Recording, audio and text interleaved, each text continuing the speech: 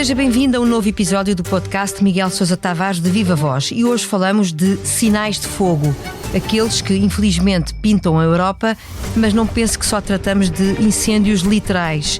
Não fugimos a outros temas polémicos que dominam a atualidade. Vamos a isto daqui a instantes comigo, Paula Santos, e com o cronista do Expresso.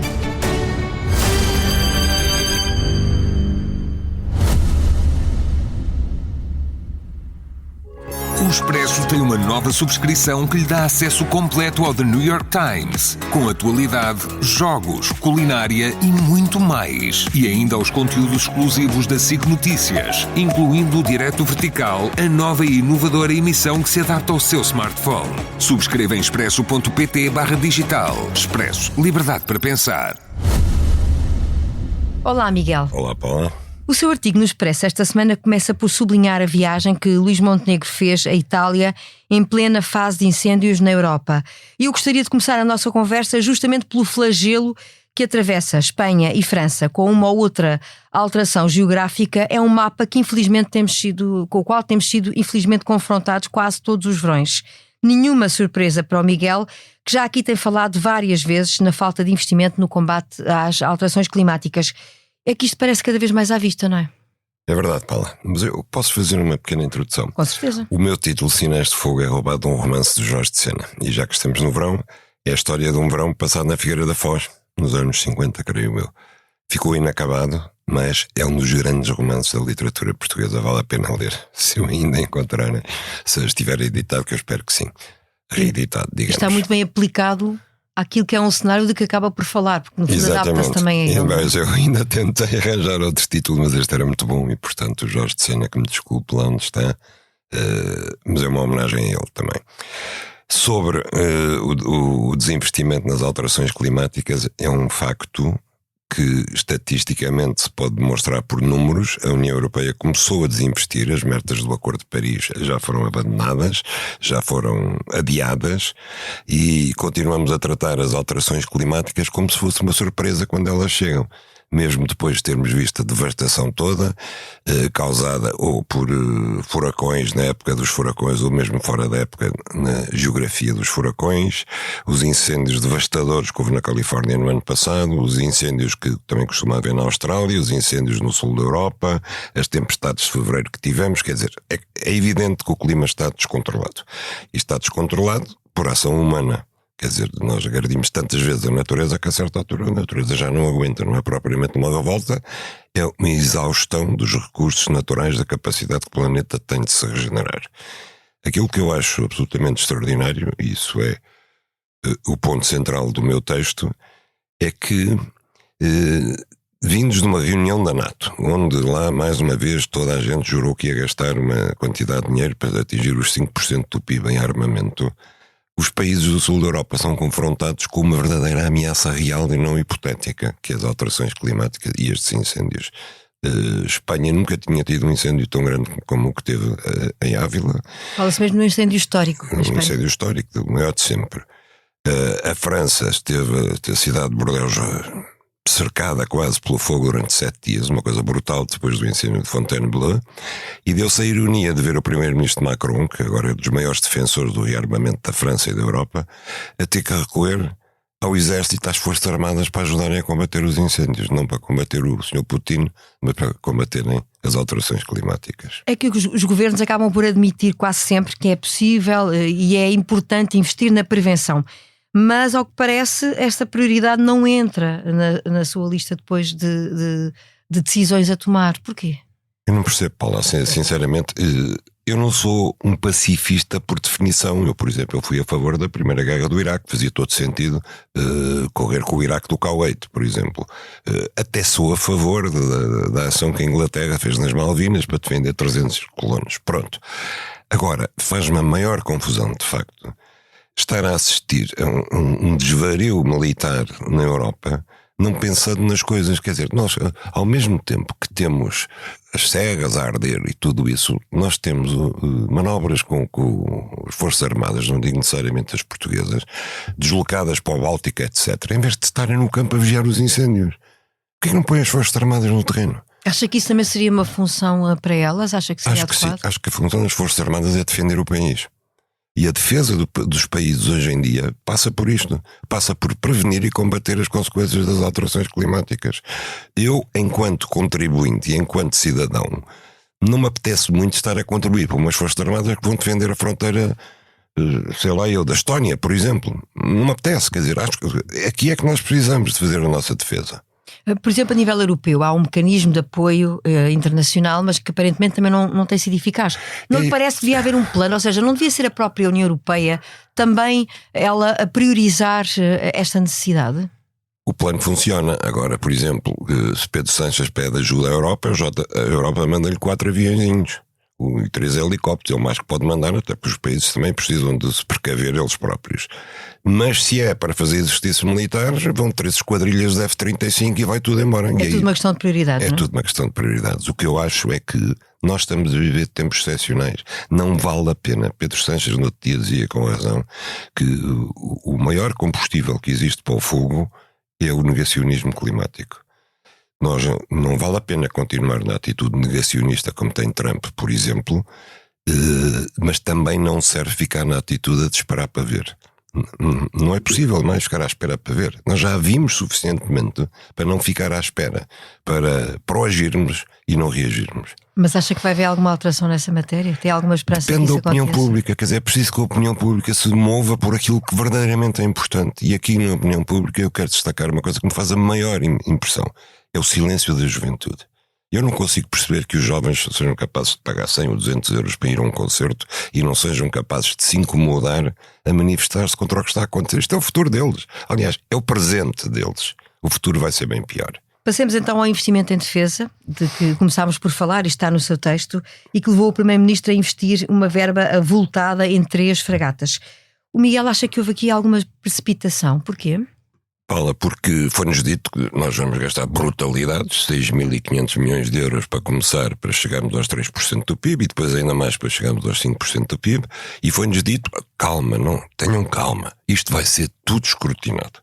Porquê, Paula? Porque se há negócio com corrupção envolvida é a compra de armas. Não vale a pena esperar que se compram bilhões em armas e que não há ninguém no meio a receber comissões indevidas e a pagar dinheiro para que seja esta opção e não a outra. Portanto, o governo, e bem, disse que ia haver uma comissão independente que ia escrutinar todos os contratos para garantir a transparência e a seriedade. Sendo que nós somos sempre compradores, nós não vendemos. Nós vamos é comprar aos outros tudo isto. E então, dos 6.500 milhões de euros, o Primeiro-Ministro gasta já mais de 50%, 3,9 mil milhões, até a comprar 3 fragatas à Itália, sem a dita comissão sequer estar ainda composta. Portanto, estes 3,9 mil milhões, 4 mil milhões, já escaparam ao crivo de um órgão. Então podem entrar mais tarde, acha que não? Mais tarde, não é? Porque já estamos comprometidos. Como eu disse, como eu escrevi no meu texto do Expresso, o essencial não foi explicado. Porquê é que precisamos de fragatas? Porquê é que são italianas? E porquê a pressa em comprar já? Antes mesmo de haver uma comissão para analisar os contratos. E tudo isso foi feito. E este país é extraordinário, nós já falaremos disso, é capaz de passar 3 semanas a discutir um tanque que é piscina do ministro do Coelho, mas isto não o preocupa. Não preocupa que o governo tenha comprometido 4 mil milhões de euros em 3 fragatas, que nós não sabemos, eu também digo isso no meu texto, se quando forem entregues ainda fazem algum sentido em termos militares. Acha que podem estar já desfasados da realidade, tendo em conta a velocidade a que a atualidade nos apanha hoje em dia, não é? Eu acho que há 3 semanas os Estados Unidos atacaram uma base do Irão com base em drones subaquáticos, que ainda não se tinha visto, só se tinha visto drones no ar. Agora já há drones que andam por baixo do mar. Eu acho que eles até tiveram a fazer testes na Península de Troia, aqui há algum tempo o Expresso noticiou isso. Esses drones, não sabia que já estavam em uso. Já estão em uso, já atacaram, já causaram danos e vítimas. Portanto, eu pergunto-me, uma fragata, que é uma coisa imobilizada, um alvo fácil no meio do mar, ainda fará sentido? E para usar aonde? São as dúvidas que ficam. Luís Montenegro é um dos vários líderes europeus, já falámos também nisto algumas vezes, a fazer estes investimentos na área da defesa. O Miguel classifica esta geração de lideranças em Londres, Paris e não só, como uma geração lastimável de dirigentes. Vê alguma alternativa positiva? É uma coisa que eu digo recorrentemente. É a pior geração de líderes europeus que eu me lembro. A pior. Absolutamente. Mas a minha questão é, alguma coisa mudará para o futuro? Tem essa expectativa? Não tenho, infelizmente não tenho, porque Eu acho que as coisas estão todas ligadas. Quanto mais caminhamos para uma sociedade desinformada, maior é o risco de termos maus políticos. Porque, e veja, hoje em dia os políticos atacam sobretudo nas redes sociais, onde eles fazem a promoção deles, a propaganda deles. Mesmo sabendo que as redes sociais são um antro de desinformação, de mentira, de tudo isso, é ali que eles acham que podem captar votos. E, portanto, eles próprios trabalham ali. E eu não digo isto por ter sido jornalista a minha vida inteira, mas e ser um consumidor de notícias fanático. Mas, de facto, uma sociedade desinformada está a meio caminho de ser uma sociedade onde tudo pode acontecer. Pode perder a liberdade, pode perder a democracia, deixa de progredir, vai eleger os piores. Tudo isso está interligado. Portanto, eu, de facto, não estou otimista. E, mais uma vez, digo que está tudo nas mãos da juventude a decidir que mundo é que querem para amanhã. Voltamos ao que dizia anteriormente. Isso também não cria uma boa expectativa para os futuros líderes internacionais, não é? Não, até porque os governos, e os nossos particularmente, ligam muito mais aos velhos do que aos jovens. Porque os velhos não estão nas redes sociais, normalmente, e ainda votam à antiga. Ainda têm prazer em deslocar-se a uma Assembleia de Votos para ir votar. E os novos não. Portanto, o grosso dos votos em Portugal, por exemplo, está nos velhos. E é nesses que o governo aposta. Já falámos da Europa, mas vale a pena olhar também para o Médio Oriente e para uma ação de que Miguel fala esta semana, sobre a qual escreve, que Israel desencadeou e que levou um grupo de portugueses a Gaza. Intitulam-se de influencers e apanharam-nos a todos de surpresa. Também o apanharam assim? Sei lá, Paulo, eu não sigo redes sociais nenhuma, não é? Nunca percebi muito bem o que é um influencer, sinceramente. Será alguém que cria tendências, digo eu, numa espécie de tradução assim, pois, agora, precipitada. Mas porquê é que vão atrás deles? Fulana que acorda e diz: agora vou vestir um vestido não sei de onde, agora vou usar o sabonete não sei o quê, agora vou, olha que giro, agora vou de férias não sei para onde. Desculpa, isto é preciso ser uma sociedade completamente idiota para que esta gente faça disto profissão. Sinceramente, uma coisa é ser um exemplo, outra coisa é pretender ser um influencer. O que é que faz Israel? Israel tem que justificar o facto de se ter tornado o governo mais terrorista e mais detestado hoje em dia no mundo, inclusive nos Estados Unidos, onde a opinião pública em relação a Israel está a mudar rapidamente, e então tem que investir em propaganda cada vez mais, 500 milhões de euros este ano, para contrabalançar os danos causados pela política de Israel, pelos 73 mil mortos em Gaza e pelo terrorismo que todos os dias está à solta na Cisjordânia. E como não quer lá jornalistas independentes que não deixem entrar em Gaza, então convida esta espécie de palhaços da verdade, chamemos-lhe assim. É uma ação de marketing, não é? É uma ação de corrupção de mentalidades a que estes senhores se prestaram. E porquê é que acha que responderam positivamente? Ok, isto para eles é uma promoção enorme. Veja lá, foram notícia durante 2 dias ou 3 dias, postaram as suas fotografias.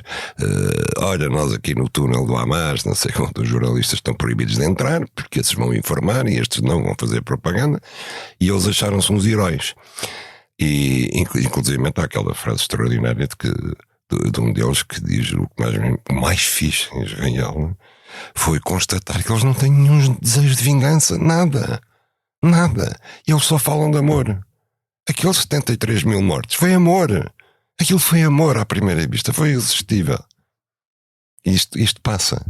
E o mais extraordinário, tanto quanto percebi, é que eles têm muito apoio nas redes sociais. Mas acha que a opinião pública depois não tira as suas próprias conclusões? Acha que a influência é assim tão Não faço ideia, não faço ideia. É difícil de medir, não é? Eu não faço ideia o que é que leva as pessoas a seguir estes tipos e porque é que estes se declaram influenciadores. Influenciadores de quê? De comportamentos, de modas, de roupa, de pensamento, de ideias políticas. Agora parece que também já servem para as ideias políticas. Já mudámos de rumo e é ainda numa outra rota que vamos continuar ao entrarmos no improviso. As últimas semanas têm sido dominadas pelo processo que envolve o Ministro da Administração Interna e estamos a gravar no dia a seguir à conferência de imprensa onde Luís Neves apresentou explicações sobre as obras no terreno da família no Alentejo, a relação com um construtor de Barcelos e as pontas soltas sobre decisões tomadas enquanto ainda era diretor da PJ. Disse que se sente apoiado por todo o governo, motivado e empoderado. Que conclusões é que tirou das palavras do Ministro? Eu já detesto a expressão empoderado. É uma expressão relativamente nova, não é? Veio do inglês diretamente, empowered, e agora virou empoderado, que é uma coisa absolutamente extraordinária. Legitimado seria mais lógico e mais português. Conclusão, primeiro, que não vejo porque é que ele demorou 3 semanas a falar, sinceramente. É difícil encontrar ali qualquer coisa que não pudesse e não devesse ter sido dito antes. Segundo lugar, ao contrário da esmagadora opinião ouvida, publicada, lida, etc., eu não consigo ver aqui motivo para tanto estardalhaço, sinceramente. Não consigo. Não vê motivo para o ministro não continuar ministro, por exemplo? Não vejo. E sobretudo, é evidente que ele não vai continuar ministro porque não o vão largar. Não o vão largar, porque todos aqueles que escreveram tudo sobre ele e andaram a dizer tudo durante estas semanas, inclusivamente ligando ao tráfico de droga, eles não se podem calar porque isso é dar-se por vencidos ou por convencidos, e eles não vão fazer isso. Agora, a questão que mais me assalta é o seguinte: nós estamos perante um homem que foi um servidor público impecável, não foi só diretor da Judiciária 8 anos, ele foi inspetor da Judiciária 30 anos. E nesses 30 anos, de facto, é pena que ele tenha feito o seu próprio elogio, porque não precisava de o fazer, porque está no currículo dele. E demorou algum tempo a fazê-lo, é preciso dizer isso também, não é? De facto, Luís Neves enfrentou situações de perigo de morte várias vezes. E nós devemos-lhe ações que contribuíram diretamente para a nossa segurança. O que eu acho mais extraordinário é que ao fim destes 30 anos, a Paula pensa numa coisa: um tipo que está nestas funções durante 30 anos, a lidar e a combater o crime sério, o tráfico de droga, etc. Poucas pessoas em Portugal teriam tantas oportunidades para ser corrompido. A gente olha para as obras dele, para aquele monte, para o seu carro com 15 anos e pensa: isto tudo são as poupanças deste homem? Depois de 30 anos nisto, bom, uma conclusão pelo menos temos que tirar: é que ele não foi corrompido. Porque se fosse corrompido, nós estamos a falar ali de 120 metros quadrados e aquelas obras pindéricas de 23 mil euros, estamos a falar de qualquer coisa muito mais grandiosa. E não estamos a falar disso. Mas acha que cometeu algumas ilegalidades neste processo? Pelo menos pela forma informal como tratou de alguns temas? Mas isso não é ilegal, vamos lá ver. Parece, eu no outro dia ia a ler, não vou dizer quem, alguém que escreveu no Expresso sugerindo que ele estava ligado a uma operação de tráfico de droga. Eu fico a pensar: então quer dizer, este homem tem o atrelado e os bidões de ácido não sei das quantas nas instalações da Matina, e a Marinha diz: já não queremos cá mais isto, arranja uma solução. Ele arranja uma solução, é pôr aquilo lá em cima de borla no armazém do outro. Não é ele que arranja, é o diretor que lhe sugere. O comboio do atrelado foi escoltado pela PJ até Barcelos, até o armazém do outro. Não foi nenhuma operação feita à socapa, nem clandestina, não foi coisa nenhuma. Porquê é que estão tão preocupados em ter que descobrir um papel onde esteja a ordem? A ordem não pode ter sido verbal. O essencial é isto: aquilo não foi escondido, não foi descaminhado, está lá. Mas posso fazer uma pergunta sobre isso? Porquê é que entretanto a PJ foi, depois de conhecidos estes factos, buscar o atrelado outra vez? Se a ordem para é as legal... televisões. Acha que a PJ está a reagir também às televisões, Paula, à atualidade e às notícias? Com certeza, quer dizer, tudo isto começa dentro da PJ. Alguém que se quer vingar do Luís Neves, como é óbvio, e encontrar apoio na comunicação social e dispara conjuntamente com a comunicação social. Agora, eu, enquanto eleitor, aquilo que eu me pergunto é o seguinte: o que é que me preocupa no Ministro da Administração Interna? É que ele faça um tanque que também serve como piscina, que toda a gente que mora no interior sabe que isso funciona. E eu aprendi a nadar num tanque de rega, Paula, que usávamos como piscina. Quando a água estava suja, deitava-se fora, ia para a rega. Quando nós estávamos, tomava lá banho. No campo, no interior, no Marão. Mas o que é que me preocupa a mim é se os metros quadrados do piso da garagem foram betomados ou puseram lá gravilha para que os carros não se enterrem na lama. Se o tanque também serve como piscina, ou é se acabou o caos nas fronteiras dos aeroportos, se a criminalidade está a ser contida, se há uma coordenação dos incêndios que, embora rápida, esteja a funcionar. O que é que eu quero no Ministro da Administração Interna? Eu quero isto. Se eu vou escrutinar cada membro do governo, cada pessoa que nos queira governar, cada pessoa que esteja à frente de um instituto, de uma instituição como a Polícia Judiciária, saber se a banheira está legal, se no tanque de rega ele também toma banho de vez em quando e afinal é uma piscina, não vai haver ninguém que nos queira governar. Portanto, o Primeiro-Ministro tem razões para manter a confiança em Luís Neves. Em minha opinião, tem toda a razão, todas as razões para isso. Agora vem uma CPI, depois do verão, e Vai é ser aí por lindo. isso que o Miguel diz que acha que o Ministro não vai conseguir manter-se, é isso? Não é só por causa da CPI. A CPI, se for levada a sério, não vai acabar só com o Ministro, vai pôr em causa toda a Polícia Judiciária, porque, vamos lá ser sérios, ou pelo menos esta é a minha opinião. O que é que André Ventura quer com a CPI? Tentar provar que a Judiciária investiga o Chega, e faz muito bem, porque há ligações do Chega a grupos de extrema-direita que são clandestinos, ilegais e terroristas. E quer condicionar a Polícia Judiciária para que o Chega deixe de ser objeto de investigações, justifique-se ou não. E temos, ainda não falámos disso, mas temos aquela fantochada do suposto assalto ao gabinete do André Ventura, que está tudo ligado. Quer dizer, toda esta operação é em benefício do Chega. Não acredita que tenha acontecido? Claro que não, mas é óbvio que não. É evidente que não. Deu muito jeito para ele dizer: eu tinha provas, agora desapareceram as provas. Oh, que chatice. O que é que ele não diz? O que é que eram os documentos? O que é que lá estava? Como é que os obteve? Já agora diga. Vamos esperar para ver se responde a essas suas perguntas que se colocam naturalmente. Paula, devia haver uma CPI ao assalto ao gabinete do Ventura. Isso é que devia haver. E assim, com o caso do Parlamento e também, sobretudo, com o tema Luís Neves, concluímos mais um episódio do podcast Miguel Sousa Tavares de Viva Voz, o último antes de umas breves férias, numa pausa no mês de agosto. A sonorização e edição está a cargo da Ana Salomé Rita. Voltamos em setembro a olhar para a atualidade. Boas férias, se for esse o caso.